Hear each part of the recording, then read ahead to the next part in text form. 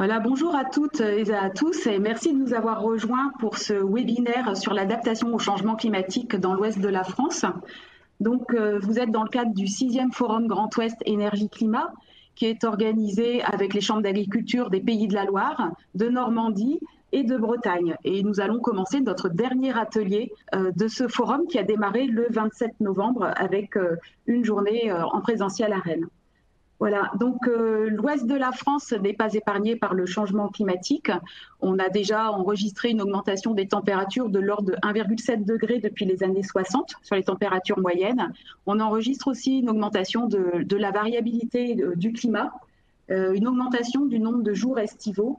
Et on commence à voir les premiers impacts sur les cultures, mais aussi sur nos animaux avec des périodes d'inconfort pour le cheptel.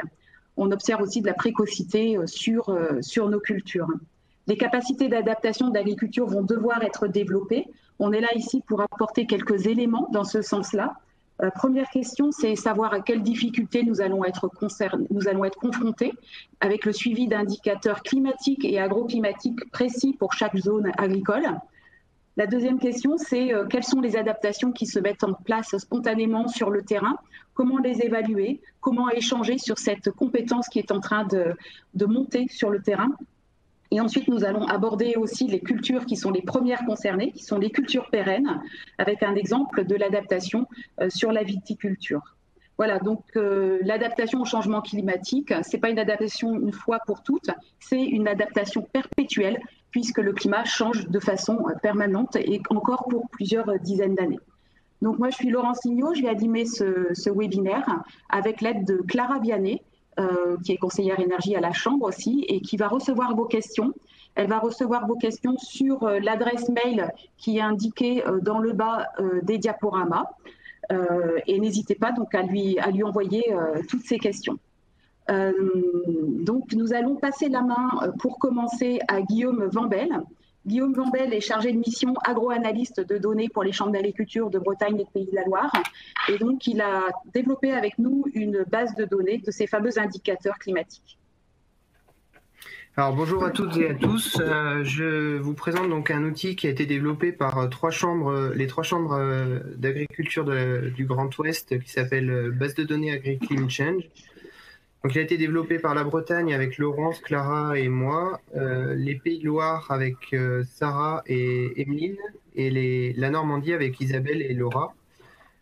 L'outil vise pour objectif de fournir un outil d'aide à l'adaptation des systèmes agricoles au changement climatique. Donc c'est une base de données du climat futur. On retrouve comme source de données les données fournies par Drias et AgriForecast. On retrouve des données de 1950 à 2100 avec la possibilité de zoomer sur un point tous les 25 km pour avoir un climat assez local et pouvoir comparer un point à un autre. Et avec la possibilité de passer de Brest à Angers via un simple clic. Donc, je vais vous faire une petite démonstration de l'outil. Donc, ici, on retrouve l'outil qui a été développé sur un outil Microsoft qui s'appelle Power BI. On a 3 périodes de 30 ans avec l'historique jusqu'en 2006, le futur proche pour les 30 prochaines années et le futur lointain pour les 30 dernières années du 21e siècle. On retrouve le climat passé modélisé, le climat futur modélisé en projection 4.5 et en 8.5. Donc le 4.5 se retrouve à chaque fois en bleu ici. Donc c'est le scénario où on réagit à peu près maintenant. Et le scénario 8.5, c'est le scénario laissé faire, c'est-à-dire qu'il n'y a aucune action pour le climat.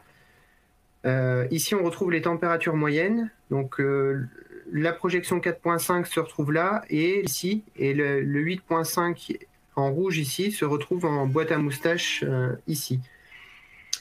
On retrouve aussi les précipitations de la même manière avec les précipitations annuelles. On peut passer, donc on voit ici une petite carte, donc on peut aller, ce que je vous ai expliqué tout à l'heure, d'un point à un autre. Donc là, si par exemple je sélectionne la Bretagne, on voit apparaître l'ensemble des points possibles, l'ensemble des climats localisés qu'on peut afficher. Donc on peut aller se mettre sur un département ou sur un autre et observer l'ensemble des points affichable donc, et choisir le climat le plus proche de chez vous. Donc pour la suite de la démonstration, ce que je vais faire, c'est que je vais me placer sur Rennes pour avoir un point assez fixe et qui se compare et qui parle à peu près à tout le monde. Donc il y a plusieurs cultures de développer. Donc il y a les prairies, les bovins, le blé, le maïs, la viticulture, les légumes et un onglet sur les précipitations. Donc je vais commencer par les prairies. Je vais peut-être pas tous vous les faire par rapport au temps dont on dispose, mais si on part sur les prairies, donc on a une idée de l'évolution de la date de début de pousse, de la fauche et de l'accès parcelle de 1950 à 2100 sur Rennes.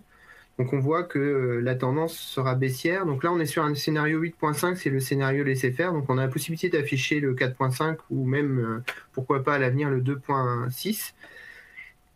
Donc on voit que la date de début de pousse actuellement c'est sur Rennes début février et qu'elle arrivera vers le 20 janvier d'ici 2100.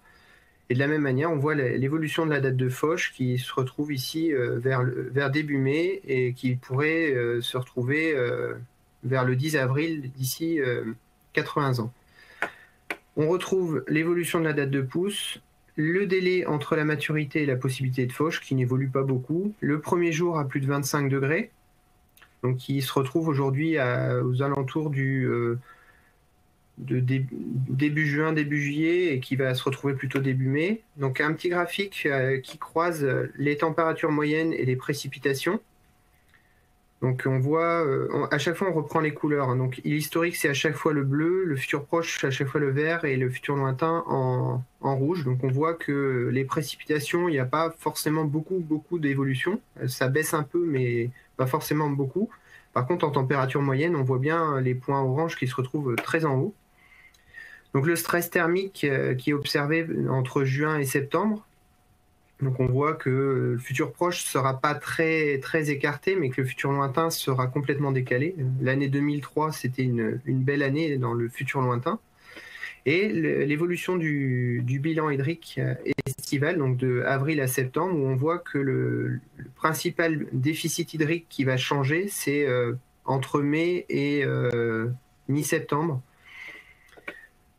On a aussi fait, où là je vais uniquement vous donner quelques indices qui ont été affichés. Donc, sur les bovins, on retrouve l'indice de stress thermique, un couplage entre les températures minimales et le vent. Donc, savoir un peu si on peut refroidir les bâtiments pendant la nuit. Le stress thermique à 25 degrés et les fraîcheurs des nuits. Et là, par exemple, on peut voir que sur l'indice de stress thermique, donc qui joint à la fois la température et l'humidité, on a en vert le pas de stress léger, et le stress majeur qui se retrouve en violet. On voit qu'aujourd'hui, du stress majeur, donc stress majeur, c'est risque de mort des animaux.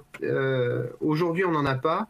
On va commencer à en voir apparaître d'ici les années 2050, et ça fera partie de 10% des jours, une journée sur 10 dans les 10 dernières années du 21e siècle. Donc ça peut assez vite faire réagir. Derrière, on peut retrouver sur le blé différents éléments. Donc à chaque fois, j'affiche Rennes, mais on pourrait très bien afficher un autre point. Donc on a l'épi à 1 cm, l'évolution de la date pour l'épi à 1 cm, le deuxième nœud, les piaisons, le grain pâteux.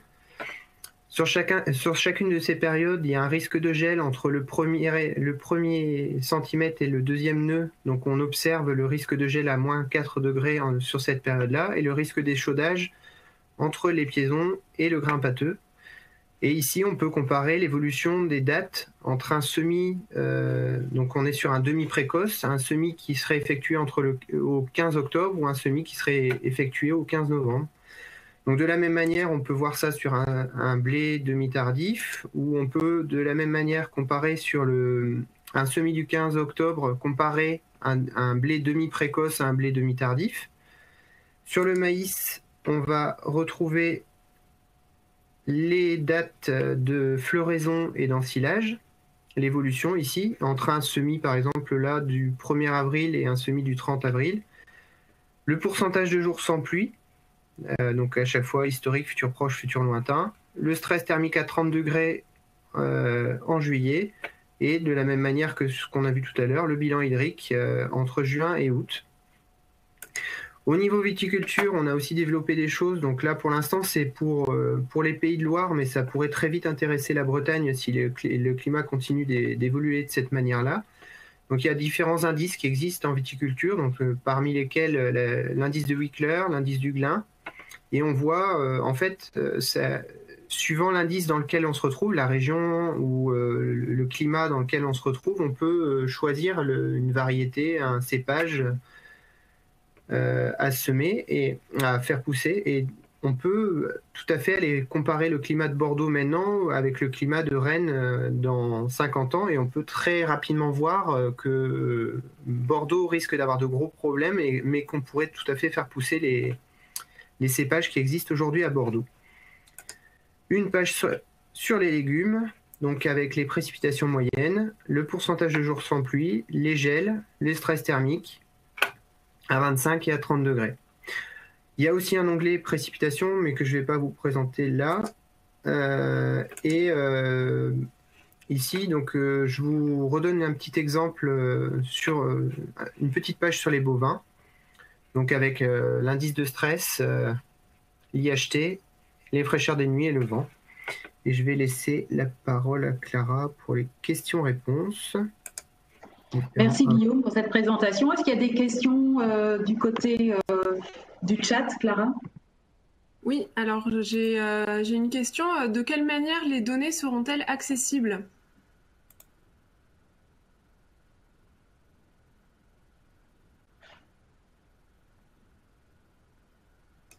J'avais coupé mon micro, désolé. Elles seront accessibles et possibles de récupérer en format PDF. C'est-à-dire que vous nous dites je souhaite connaître l'évolution du climat pour le blé, la page blé à Angers, et on peut vous retourner le PDF qui vous résume l'ensemble des indicateurs sur le blé pour une ville, la ville de votre choix. Ok, merci. Une deuxième question. Quelles sont les pistes de développement futures pour cet outil? Alors, un des objectifs, c'est de pouvoir partager en fait entre les différentes régions, c'est-à-dire que, par exemple, sur le maïs, les Pays de Loire ont des problématiques sur la pyrale que les Normands aujourd'hui ne connaissent pas. Donc, on peut faire un partage d'expérience et voir par rapport à l'évolution du climat des Pays de Loire et les problématiques climatiques, l'apparition de problèmes qui n'existent pas aujourd'hui en Normandie et qui vont arriver. Et de la même manière, on pourrait très bien ajouter un bon nombre de cultures pour faire l'abricot, la pomme, toutes sortes de cultures possibles et imaginables, avec un partage des indicateurs agroclimatiques intéressants à chaque culture. Ok, et j'ai une dernière question. En tant que spécialiste des données, sans être climatologue, qu'est-ce que vous inspire la manipulation de ces données climatiques et des résultats? La première fois qu'on commence à les manipuler, c'est un petit côté déprimant, je dois avouer. Après, le but, c'est vraiment de faire prendre conscience à tout le monde qu'il y a réellement le climat qui change, qu'il va vraiment falloir adapter tous les systèmes agricoles un peu partout et se servir des expériences d'autres endroits en France qui vont pouvoir nous aider à nous adapter sur des problématiques qu'ils ont déjà. Mais je ne sais pas si je réponds très bien à la question, mais... Ok, non, merci, c'est bon pour les questions. Merci Clara. Donc on va continuer en passant la main à William Parmé. Donc William Parmé travaille à Agrobio 35. Il est conseiller en maraîchage et il est impliqué dans un programme qui s'appelle Cap Climat, où là on va parler d'échanges de pratiques, d'échanges d'expériences entre agriculteurs sur cette question d'adaptation au changement climatique. Donc William, allumez votre micro et c'est à vous.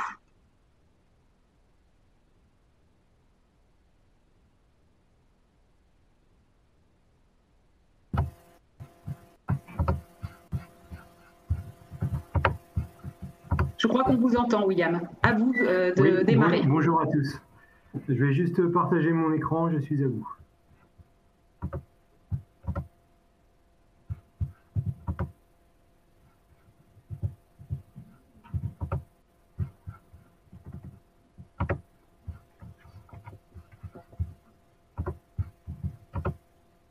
Il était partagé il y a quelques secondes.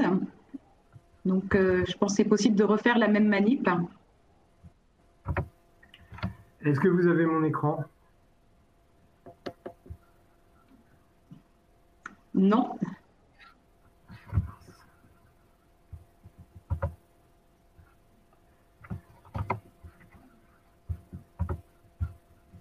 On l'a vu apparaître.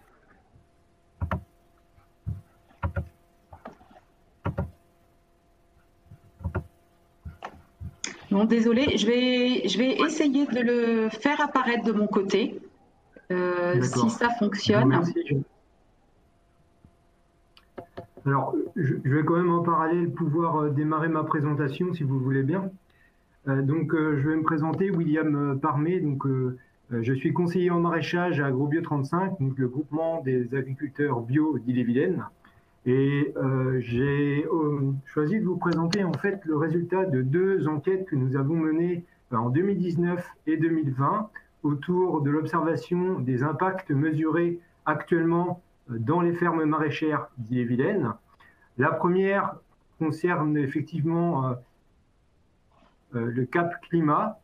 Ce sont des enquêtes qui ont été menées en 2019 pour lesquelles nous avons enquêté 27 fermes de différentes filières, et notamment 6 en maraîchage, donc en Ille-et-Vilaine.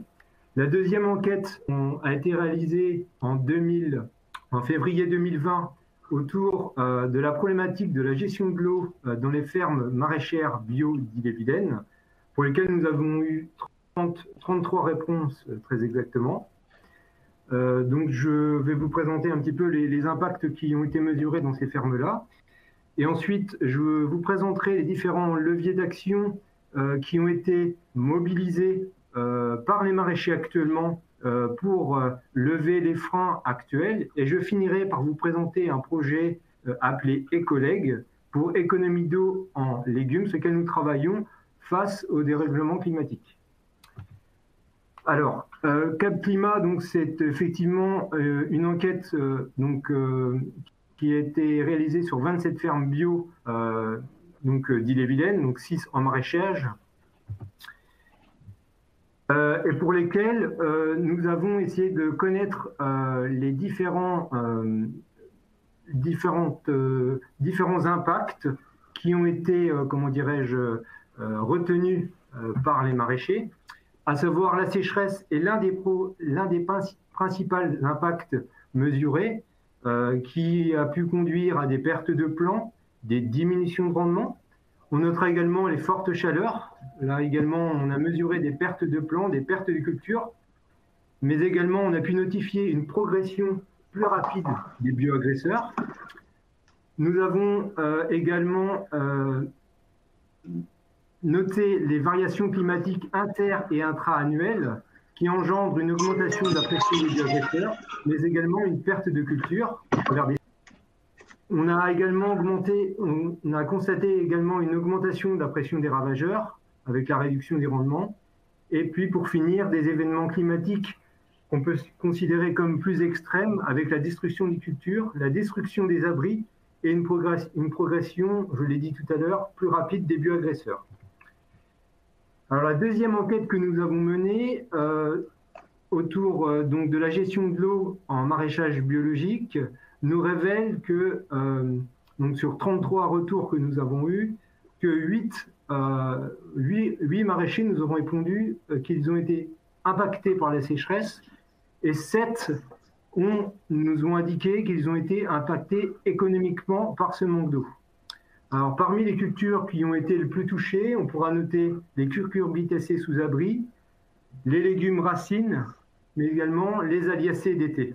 Donc ça reste, on va dire, les cultures qui ont été en Ille-et-Vilaine, au regard de l'enquête, les plus touchées par le manque d'eau ces dernières années.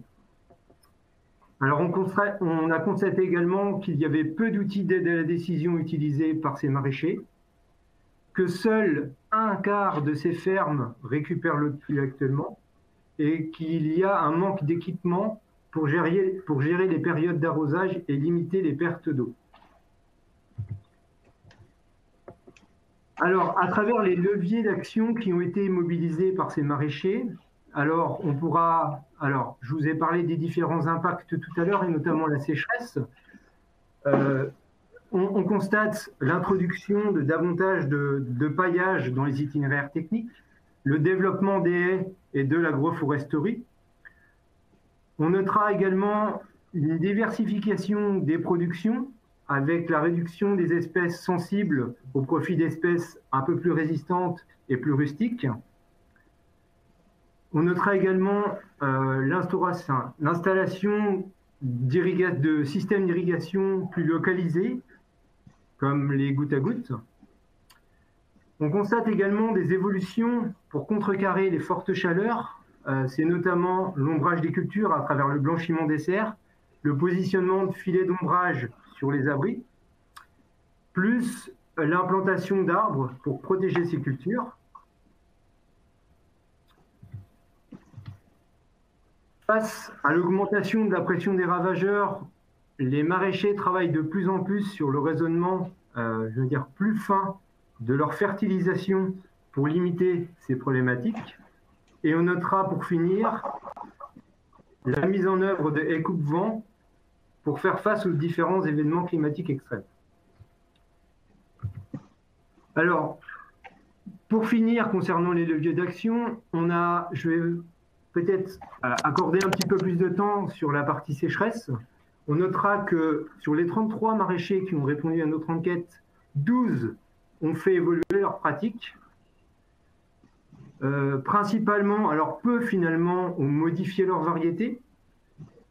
Les maraîchers ont principalement décalé les dates d'implantation pour pouvoir être sur des créneaux moins sensibles à la sécheresse. C'est le cas par exemple du chou, pour lesquels les dates de plantation ont été décalées pour être sur des créneaux moins à risque. Ils utilisent, comme je le disais tout à l'heure, davantage de paillage et de plus en plus, certains maraîchers, à l'image de ce qui peut déjà se passer dans le sud de la France, ombrent leurs abris pour limiter les stress au niveau des plantes sous abri. Et puis pour finir, je vais vous donner quelques mots là, sur le projet Écoleg pour économie d'eau en légumes. Les objectifs de ce projet-là sont de capitaliser de la donnée autour de l'irrigation, d'identifier les pratiques économes en eau. Donc une enquête a été menée là pendant l'hiver pour essayer de cerner les différentes problématiques et les leviers d'action mobilisables. Et enfin, cette année, nous mettrons en place un certain nombre d'essais de moyens pour réduire la consommation d'eau de ces fermes, tout en maintenant leur performance, à savoir essayer des outils d'aide à la décision pertinents pour optimiser les apports d'eau, d'adapter les différents itinéraires techniques pour qu'ils soient moins gourmands en eau, et pour finir, d'avoir des systèmes d'irrigation qui soient plus performants que ceux utilisés actuellement. Alors ma présentation est terminée, je suis navré que vous n'ayez pas pu voir mon écran. Je laisse la place aux questions. Il semble qu'on l'ait vu en fait, hein. Je pense que vous l'avez vu. Bon, très bien, parfait. Ok, donc merci beaucoup. J'ai une question. Donc avec le réchauffement climatique, quelles seront les nouvelles opportunités de maraîchage à court terme et à long terme? Alors, ce qu'on peut constater là dans les fermes aujourd'hui, c'est une évolution aussi des espèces végétales cultivées. Et notamment, je peux donner un exemple, c'est la culture de la patate douce qu'on voit de plus en plus en fait dans les itinéraires techniques des maraîchers locaux. Et il y a 10-15 ans de ça, on n'entendait pas forcément parler de cette culture-là. Mais on sent effectivement que le climat, avec l'évolution du climat, on a l'instauration de nouvelles cultures, peut-être au profit de cultures existantes. Ok, merci. Une deuxième question. Est-ce que vous avez repéré des maraîchers robustes face au changement climatique, ayant mis en œuvre un grand nombre de leviers simultanément et ayant réussi à reconcevoir des systèmes tout temps? Alors oui, effectivement, globalement, ce qu'on constate globalement, c'est que les fermes maraîchères bio là, du département sont assez résilientes déjà face au dérèglement climatique utilisent le paillage d'abord comme alternative à la lutte chimique contre le désherbage, donc surtout pour la gestion du désherbage. Mais finalement, en fait, l'utilisation de ces paillages-là permet aussi d'isoler le sol et de conserver de l'humidité. Certains sont également en maraîchage sol-vivant avec des teneurs en matière organique qui sont importantes dans les sols et qui permettent d'augmenter en fait la capacité de rétention des sols. Donc il y a un certain nombre déjà de leviers qui sont mobilisés. Maintenant, reste pour nous en fait de les accompagner pour que ces systèmes-là soient encore plus résilients. Ok, merci beaucoup. C'est bon pour les questions. Merci beaucoup, William, pour cette présentation. Alors moi, je serais curieuse quand même, au-delà de la patate douce, est-ce qu'on a d'autres opportunités qui se présentent ou est-ce qu'elle est emblématique des nouvelles opportunités?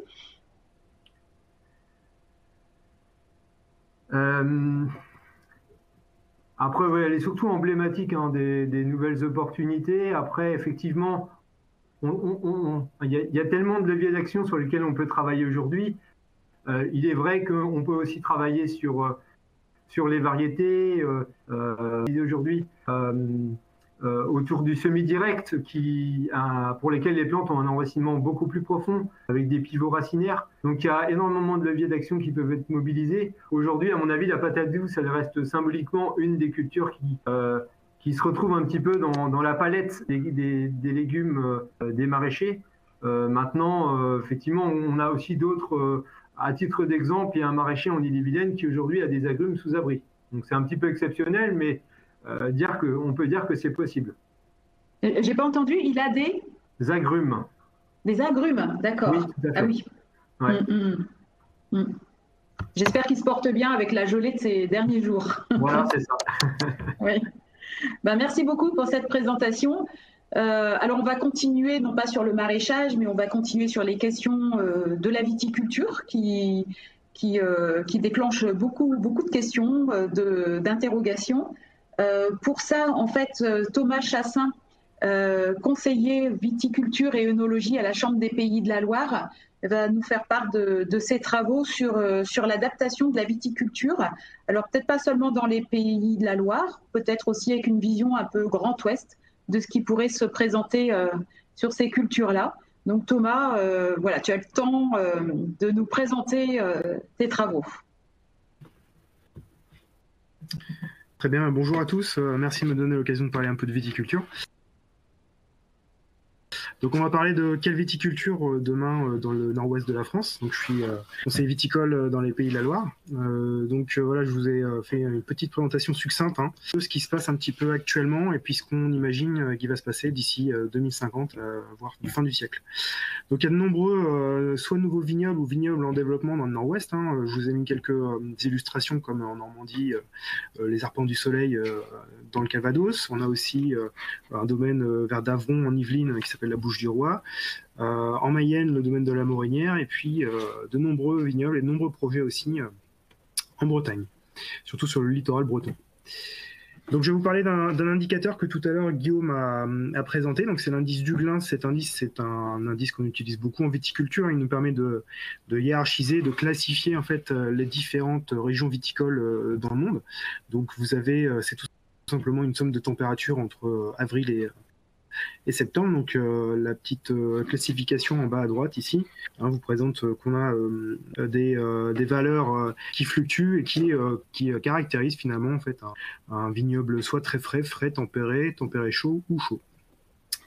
Donc c'est issu d'une publication d'Hervé Quennol donc au CNRS de Rennes. La première image sur la gauche là vous présente donc cet indice Duglin dans le nord-ouest de la France entre 86 et 2005. Donc la vallée de la Loire, elle est en bleu ciel, à peu près viticole au climat frais, entre 1500 et 1800 d'indice Duglin. Et voilà les projections pour 2031-2050. Alors c'est le modèle avec le RCP 8.5 que je vous ai présenté, c'est le laisser-faire.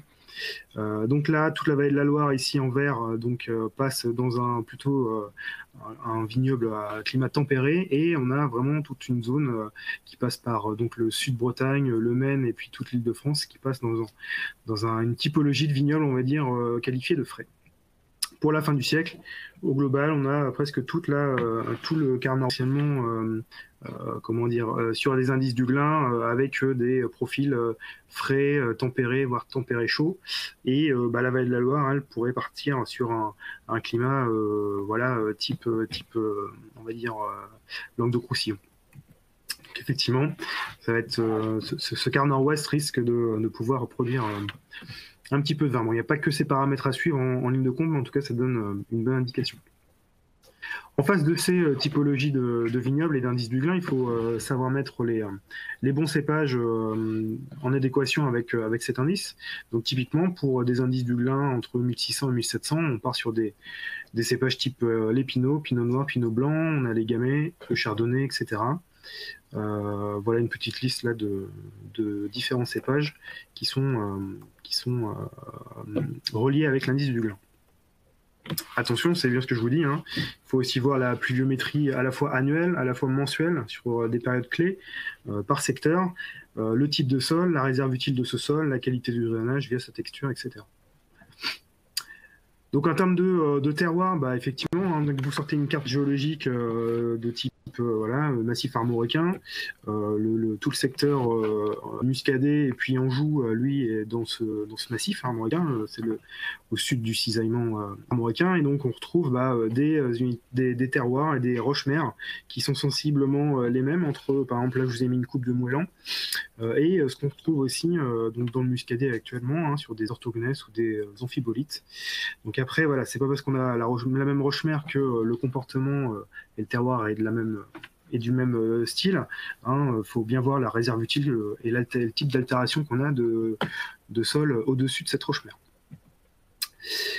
Donc des études multiparamétriques sont des fois nécessaires pour hiérarchiser ces hotspots qualitatifs de vignes.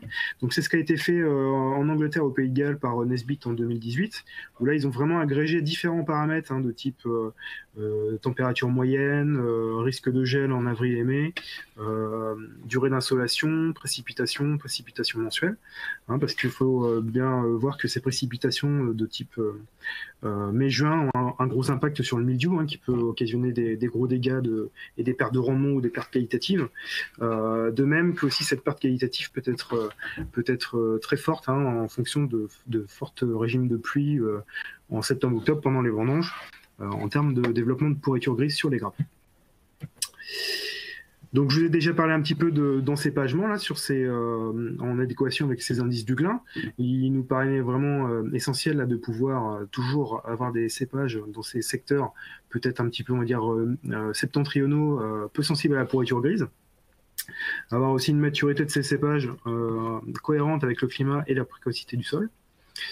Il faut aussi voir quels cépages pourraient facilement s'adapter à d'autres climats ou d'autres sols différents de leur zone de développement initial. Effectivement, dans ces cépages, on peut retrouver pas mal de cépages internationaux qui ont fait des vins et des vins de qualité dans d'autres régions que la France, comme les Pinot Noir, les Chardonnay, les Sauvignons. Et je vous ai mis deux petits liens là sur l'intégralité du catalogue officiel des cépages, qui est vraiment très bien fait, qui s'appelle Plant Grape, et puis il y en a un autre aussi sur les cépages résistants aux maladies cryptogamiques, type mildiou et idium. Je vais vous présenter une petite analogie climatique qui est inspirée des travaux de Frédéric Levaux, qui est l'expert national agriculture et changement climatique à la Chambre d'agriculture. Donc c'est un petit peu pour imaginer, là je vous ai mis une petite photo à gauche là, de vignes en Anjou classique, et à droite, c'est des photos plutôt de conduite, on va dire, australienne, ou dans des zones plutôt séchantes, avec des grands troncs et des distances entre les rangs aussi assez grandes, et des hauteurs foliaires assez faibles. Pour un petit peu imaginer ce que peut donner la viticulture des Pays de la Loire de demain. Donc actuellement, là, sur les températures moyennes annuelles qu'on observe Gépry-Saumur, on est sur du 11,6 degrés de température moyenne annuelle. Là, on est sur du 12,5, Cahors 13, Carcassonne, je ne me souviens plus parce que je vois la barre, voilà, 13,6 degrés de température moyenne annuelle, et Collioure 15,5. Donc je suis toujours sur le modèle laissé faire du 8.5, sur lequel on a quand même actuellement cette trajectoire, malheureusement. Si on se projette sur le climat donc, de Saumur d'ici les années 2030-2040, on arrive sur une température moyenne annuelle de 13 degrés, ce qui est l'équivalent de Cahors actuel. Et à la fin du siècle, globalement, on retrouve Saumur avec une température moyenne annuelle de 15,5, ce qui correspond à Collioure d'aujourd'hui. Donc ça fait un petit peu peur. Néanmoins, il faut quand même prendre un peu de distance par rapport à cette analogie climatique qui est à la fois intéressante, mais les distances au littoral, etc., l'altitude, les types de sol constituent quand même des paramètres qui sont très influençants. Donc, il me reste quelques petites minutes là pour vous parler un peu d'adaptation au changement climatique. Donc, effectivement, à la Chambre d'agriculture des Pays de la Loire, on travaille beaucoup dessus maintenant depuis quelques années. On est en train d'accompagner les vignerons sur en fait, l'adaptation de leurs nouvelles plantations et futures plantations avec des porte-greffes qui sont plus résistants à la sécheresse. Il faut savoir que pour faire des rosés type Cabernet d'Anjou, on utilise le cépage Cabernet Franc, qui est un cépage qui stresse assez rapidement dès qu'il a soif. Donc, on a vraiment besoin de pouvoir se libérer de ces blocages de maturité liés au stress hydrique. On peut peut-être aussi, on est en train de voir aussi pour de la sélection ou des cépages aussi plus tardifs dans un moyen terme. On travaille aussi sur du suivi de l'expérimentation de la gestion de la haie foliaire, c'est-à-dire la quantité de feuilles. Là, je vous ai mis une petite photo du cépage Gros Gris qu'on a manipulé un petit peu avec des rognages assez sévères. Donc là, vous avez la hauteur de foliaire à 100%. Tout au bout là-bas, on a réduit de 50% la hauteur de feuilles, et puis c'est moins 30%, ce qui nous a permis d'avoir des grosses fluctuations en termes de taux de sucre pour les raisins, qu'on va continuer pour améliorer cette année. À se poser la question aussi de est-ce qu'il ne faudrait pas qu'on puisse planter sur des terroirs un peu plus profonds, mais un peu plus tardifs, sans s'exposer néanmoins à des risques de gel de printemps, puisqu'on est de plus en plus impacté par ces gels à impact quand même sévère au niveau économique. Est-ce qu'on va aussi donc abandonner les feuillages? C'est vrai que dans certains cas et sur certains cépages, on commence à se dire que moins on est feuilles et moins on a de problèmes de grillure sur le raisin qu'on appelle l'échaudage. Et même si on va un peu plus loin, on a fait des essais sur l'application de kaolin pour accompagner la plante dans sa lutte contre le stress thermique et hydrique, et ce qui nous permet aussi de limiter un peu l'échaudage. Voilà, je vous remercie de votre attention et j'attends vos questions. Merci beaucoup Thomas. Clara, du côté des internautes, alors peut-être que vous n'avez pas tous repéré l'adresse, mais on a un petit peu de temps, donc vous pouvez encore envoyer des questions, et même éventuellement à nos 3 intervenants, par mail à clara.vianney, @bretagne.chambagly.fr. Je ne sais pas si tout le monde a repéré l'adresse sur l'écran tout à l'heure. Clara, tu as des questions ? Oui, j'ai reçu une question de Mathieu Havard, œnologue conseiller cidricole aux chambres d'agriculture de Bretagne. Ne faudrait-il pas plutôt privilégier la plantation d'hybrides résistants ou tolérants aux maladies plutôt que les vinifera actuels trop dépendants aux pesticides? Alors effectivement, il y a un vrai enjeu sociétal et environnemental de la production viticole. C'est une vraie question qu'il faut étudier. Après, je peux pas avoir la clairvoyance de vous dire qu'il faut mieux privilégier finalement les cépages résistants. Je vous ai mis là dans la présentation les deux liens justement sur les cépages, on va dire, traditionnels et résistants. Il y a des essais qui sont en cours. On n'a pas non plus beaucoup de recul sur ces hybrides, sur leur comportement dans notre climat et dans notre type de sol. Donc je ne peux pas complètement répondre à dire allez-y, foncez, il faut mettre des cépages résistants dans les nouveaux vignobles. Je ne peux pas répondre à cette question. Par manque de recul, en fait, par manque de connaissances sur ces cépages. Ok, merci. Une autre question. Est-ce qu'il y a des limites à l'extension des aires géographiques de la vigne? Alors les limites, nord, j'imagine. Plutôt la limite nord de la culture de la vigne. Effectivement, c'est vrai qu'elle remonte. Il y a vraiment des vignobles qui sont pertinents en termes économiques et profil qualitatif des vins. Au Pays de Galles ou dans le sud de l'Angleterre, vous avez beaucoup de vignobles qui se sont développés. Il me semble que dans les années 2010, on devait avoir à peu près 1500 hectares dans ces régions. Je pense que ça plante pas mal et il y a beaucoup d'études. Donc ça plante jusqu'au Danemark en fait. fait, hein. Il y a même aussi des vignerons danois. Après, voilà, c'est vraiment la maturité de cépage, on va dire précoce, qui va limiter cette extension vers le nord. Après, les types de sols et les risques de gel de printemps, c'est ce que je vous ai présenté plutôt sur la slide avec l'étude anglaise, justement, où ils ont aggloméré différents paramètres. C'est vraiment du multiparamétrique pour à la fois voir la quantité de pluie, la qualité d'ensoleillement et aussi ce risque de gel. Hein. Plus il est bas et plus la culture de la vigne est finalement pertinente. Ok, merci. J'ai une autre question au sujet de la concurrence en eau. Quelle possibilité de tout de même enherber entre les rangs pour stocker du carbone et avec un intérêt pour la biodiversité, mais sans trop nuire à la vigne dans ce climat futur? Alors justement, ça rejoint un petit peu ce qu'on présente comme adaptation pour limiter le stress hydrique. Hein. C'est tout simplement le choix quand même de porte-greffes qui sont quand même un petit peu résistants à la sécheresse. Après, la qualité de plantation, c'est-à-dire le travail avant plantation de la vigne, est quand même à la vigne de faire plonger ses racines, c'est très important. Hein, limiter les semelles de labour, etc. Je me souviens plus de votre question, excusez-moi. Je me souviens plus de votre question. Je pense que la question portait sur l'enherbement aussi entre les rangs de vignes. Excusez-moi. Donc l'enherbement, effectivement, nous, l'essentiel du vignoble est enherbé un rang sur deux. On a un rang qui est travaillé, un rang qui est enherbé. Néanmoins, c'est sûr que par rapport au stockage carbone, il faut qu'on puisse conserver des enherbements de plus de 5 ans pour pouvoir stocker du carbone dans nos sols. Donc le choix du matériel végétal par le porte-greffe est quand même essentiel pour pouvoir enherber les vignes. Et puis le travail de désherbage mécanique sous le rang est quand même aussi très important à ne pas rater pour ne pas avoir de concurrence sur la plante. Ok, merci beaucoup. Et j'ai une autre question. Ne pensez-vous pas que l'INAO sera un frein pour l'implantation de cépages aujourd'hui hors cahier des charges?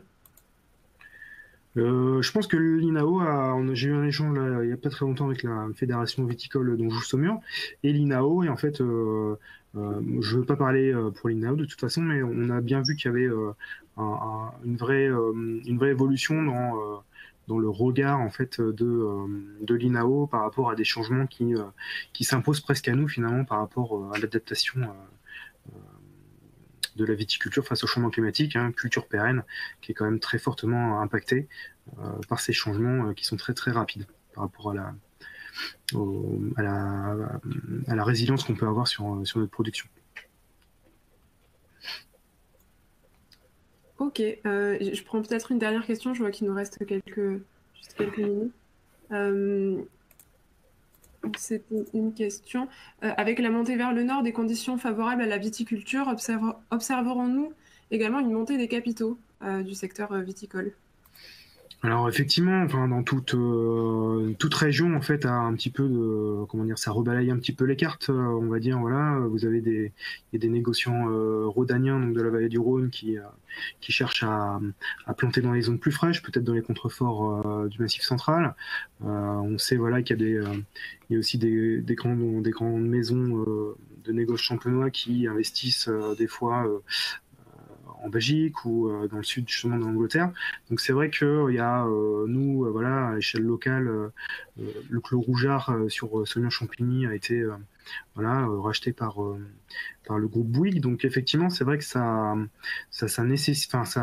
implique beaucoup de changements, il y a beaucoup d'investissements qui sont dans ces régions, dans peut-être les régions plus nordiques, alors que je pense aussi que dans les régions sud, pour échanger avec mes collègues, Languedoc et Roussillon, ils ont quand même plus d'un tour dans leur sac pour pouvoir continuer à produire dans le quart sud-est et sud-ouest.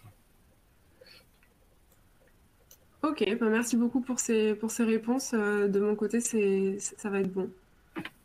Est-ce qu'il y a d'autres questions autour de la table, si on peut dire, à Thomas? Non, c'est bon. Merci pour cet aperçu très intéressant des voies d'adaptation en viticulture. Oui, je pense que c'est une révolution certainement qui se prépare dans le monde de la viticulture, puisque le produit, le vin, est un traceur très très fin des conditions pédoclimatiques dans lesquelles il est produit.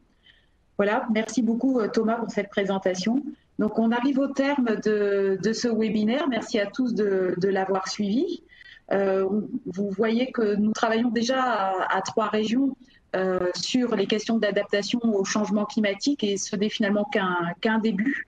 Des programmes beaucoup plus structurants pour adapter l'agriculture et continuer à sécuriser notre production alimentaire sont en train de se mettre en place et vont démarrer cette année et nous de concert dans le Grand Ouest, aussi bien sur les indicateurs que sur le partage des expériences et sur les voies d'adaptation.